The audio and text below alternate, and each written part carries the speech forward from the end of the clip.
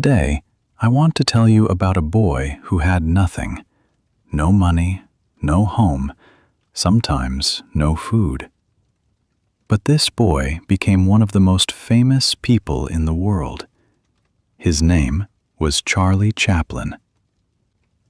It was a cold evening in London, 1895.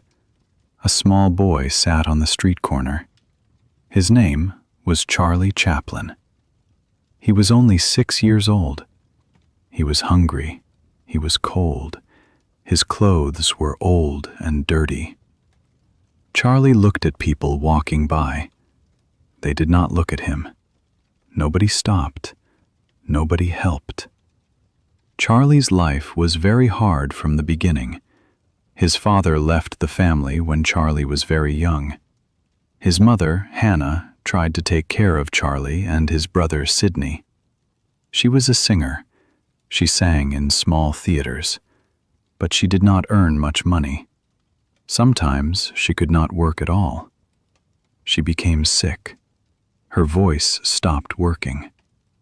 Without her voice, she could not sing. Without singing, there was no money. The family became very poor. They moved from house to house. Sometimes they had no house at all. They slept on the streets. Charlie was always hungry. He wore the same clothes every day. Other children laughed at him. He felt ashamed. He felt alone. When Charlie was 7, something terrible happened. His mother became very sick. She could not think clearly anymore. The government took her to a hospital for sick people. Charlie and Sidney had no parents now. They were sent to a workhouse. A workhouse was a place for poor children. It was not a nice place. The children worked hard every day. They cleaned floors. They washed clothes. They got very little food. The rooms were cold. The beds were hard. Charlie hated it there. But even in this dark time, something special happened. Charlie discovered something inside himself. He could make people laugh. When the other boys were sad, Charlie made funny faces. He walked in a silly way. He told jokes. The boys laughed. For a moment, they forgot their hunger. They forgot their sadness. Charlie felt something new. He felt important. He felt alive. It was a sunny morning in London, 1903. Charlie was now 14 years old. He walked into a small theater. The theater was looking for young actors. Charlie was nervous. His hands were shaking. But he wanted this job very much. He needed this job. The theater manager looked at Charlie. "Can you act?" he asked. "Can you make people laugh?" Charlie did not answer with words. He started to move. He walked like an old man. Then he walked like a drunk man. Then he pretended to fall. The manager laughed. "You're good, boy. You can start tomorrow." This was Charlie's first real job in theater. He was part of a comedy group. They traveled around England. They performed in small towns and big cities. Charlie learned everything about performing. He learned how to move his body. He learned how to use his face. He learned that sometimes no words are needed. Sometimes the body speaks better than the mouth. The audiences loved Charlie. He was small and thin, but on stage he was powerful. He could make a whole room laugh without saying a single word. He moved like water. He was fast. He was smooth. People had never seen anything like him. But life was still difficult. Charlie earned very little money. The group traveled in old trains. They slept in cheap hotels. Sometimes they performed 3 shows in one day. Charlie was always tired. But he never complained. He knew this was his chance. This was his way out of poverty. Years passed. Charlie got better and better. He joined bigger theater companies. He played bigger roles. More people knew his name. Then, in 1910, something happened that changed everything. It was a gray morning in September 1910. Charlie stood on a big ship. The ship was leaving England. It was going to America. Charlie looked at the ocean. He felt scared and excited at the same time. An American theater company invited Charlie to perform in New York. This was a huge opportunity. America was the land of dreams. America was where you could become somebody. Charlie did not know what would happen, but he knew he had to try. When Charlie arrived in New York, everything was different. The buildings were taller, the streets were wider, the people moved faster. Everything was bigger, louder, brighter. Charlie felt small again, like that little boy on the London streets. But he did not give up. He performed with the theater company across America. They went to New York, Chicago, San Francisco, and many other cities. American audiences loved Charlie.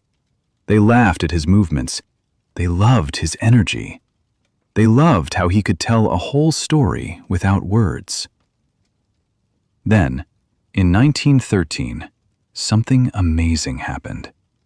A man from a movie company saw Charlie perform. His name was Mack Sennett. He made comedy films. He saw something special in Charlie. After the show, he came to Charlie.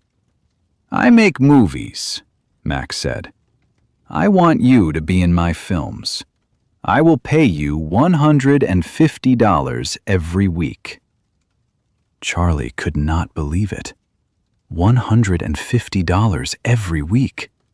That was more money than he ever dreamed of. But there was one problem. Charlie had never made a movie before. He knew nothing about cameras or film. Would he be good enough? Charlie thought for 1 minute. Then, he said yes. It was a cold day in January 1914 in Los Angeles, California. Charlie walked into Keystone Studios for the first time. This was where they made movies. He saw cameras, lights, and actors everywhere. Everyone was busy. Everyone knew what to do. Charlie felt lost. His first films were not very good. Charlie did not understand how to act for the camera. In theater, you act big. You move big so people in the back can see you. But in movies, the camera is close. You must act smaller, more natural. Charlie had to learn everything again. At first, the director told Charlie what to do. "Stand here, move there, do this." But Charlie did not like that. He wanted to create his own character. He wanted to do something different. Then, one day, the director told Charlie, "We need to film in 30 minutes. Go find a costume. Find something funny."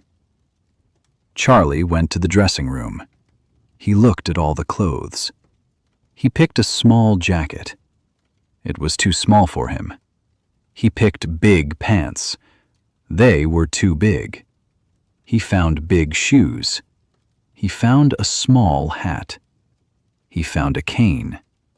He put on a small mustache. Charlie looked in the mirror.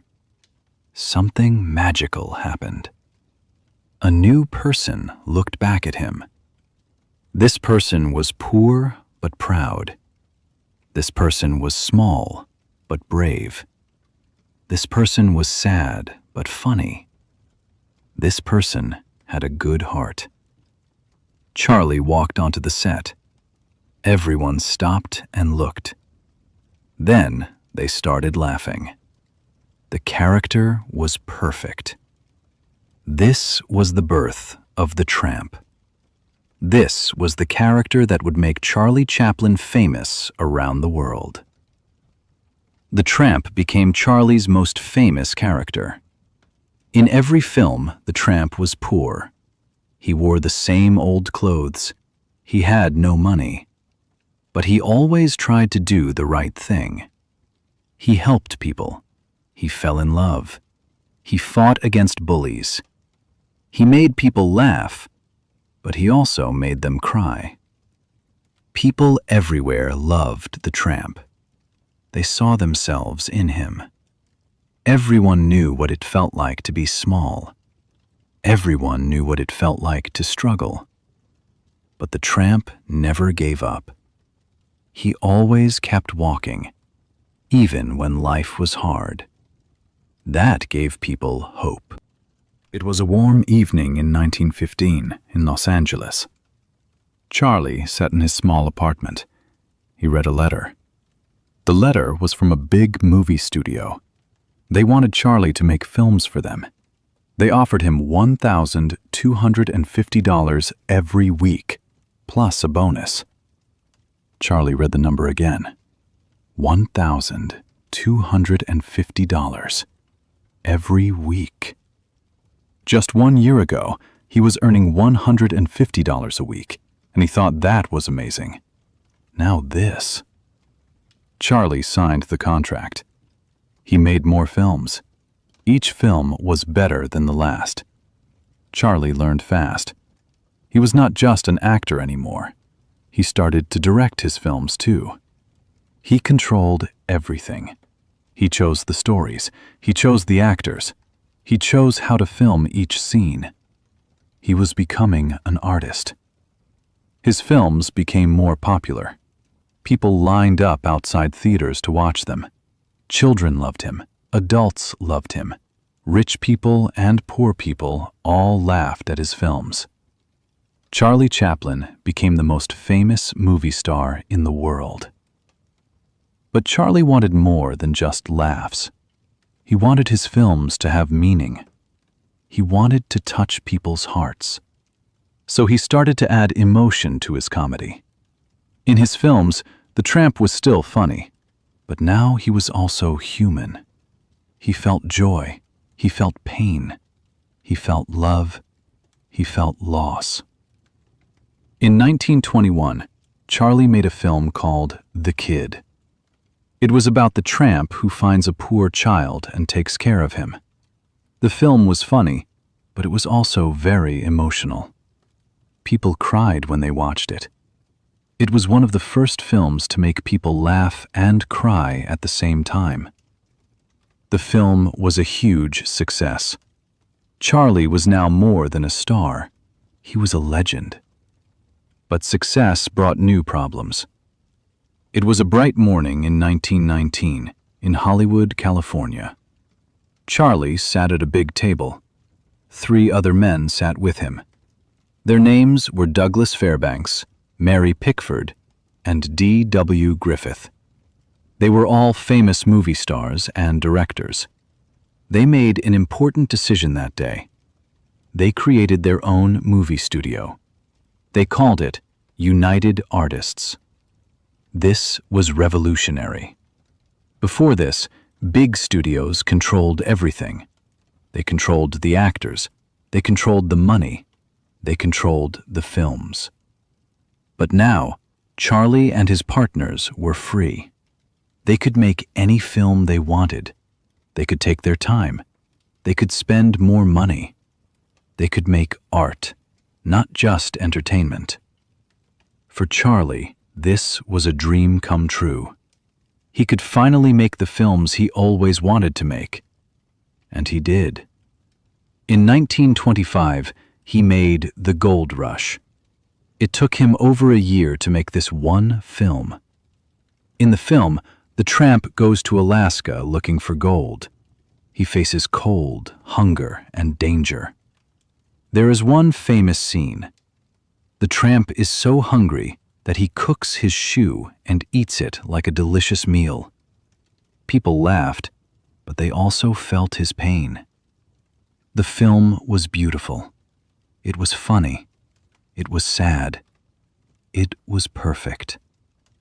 The Gold Rush became one of the greatest films ever made. Then, in 1931, Charlie made City Lights. This was a special time. Other movies now had sound. Actors talked, they sang. But Charlie did not want sound in his film. He believed that the body and the face could tell the story better than words. He was right. City Lights had no talking, but it made people cry more than any talking film. By now, Charlie was not just rich. He was one of the richest people in entertainment. He owned his own studio. He controlled his own work. He had complete freedom. The poor boy from London streets now had everything. But the world was changing, and new troubles were coming. It was a cold afternoon in 1940 in Hollywood. Charlie was working on a new film. This film was different. This film was political. It was about a dictator who looked like Adolf Hitler. The film was called The Great Dictator. This was a dangerous film to make. America was not at war yet. Many powerful people did not want Charlie to make this film. They said it was too political. They said it would cause problems. But Charlie did not stop.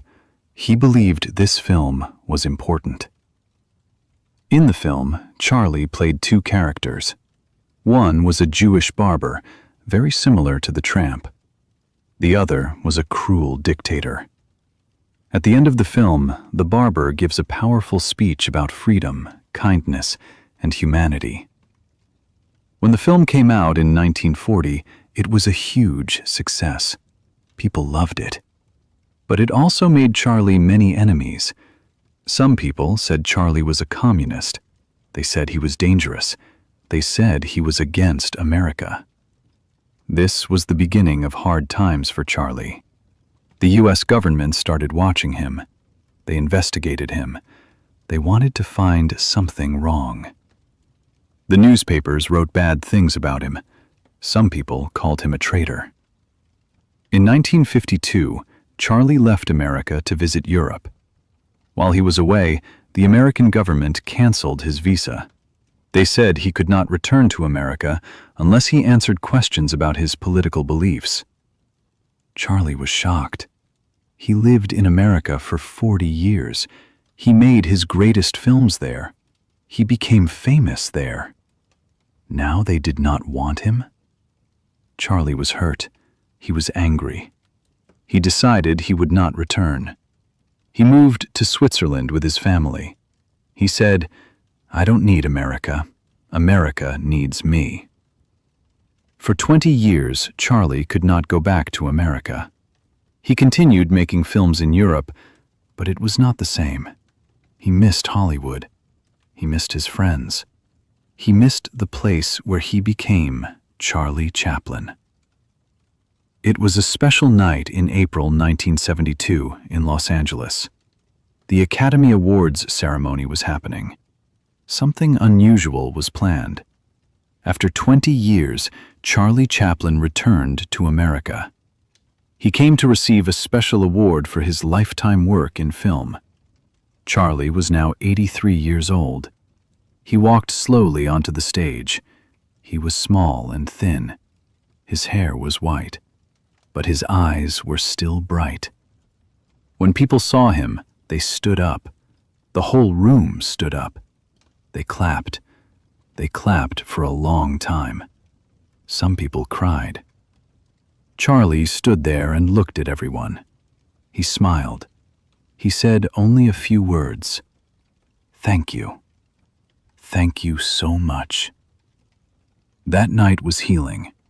America remembered why they loved Charlie Chaplin. They remembered the joy he gave them. They remembered the tramp. They remembered the laughter. They forgot the politics. They forgot the anger. Charlie returned to Switzerland. He spent his last years there with his wife Una and their children. He was happy. He was peaceful. He had a big family. He had love. He had memories of an incredible life. On Christmas Day, 1977, Charlie Chaplin died. He was 88 years old. The world mourned. Newspapers everywhere wrote about his death. People shared their favorite Chaplin moments.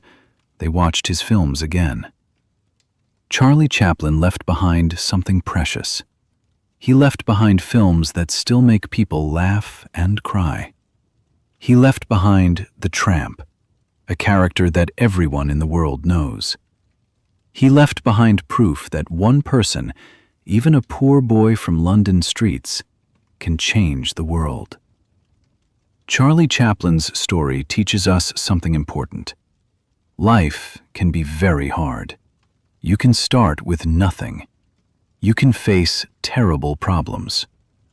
But if you work hard, if you never give up, if you follow your passion, you can create something beautiful. You can touch millions of hearts. You can become immortal through your art. From the streets of London to the stages of America, from silent films to eternal fame, Charlie Chaplin walked a long road. He walked it with dignity. He walked it with humor. He walked it like the tramp, always moving forward, always hoping, always human. Thank you for listening to this story.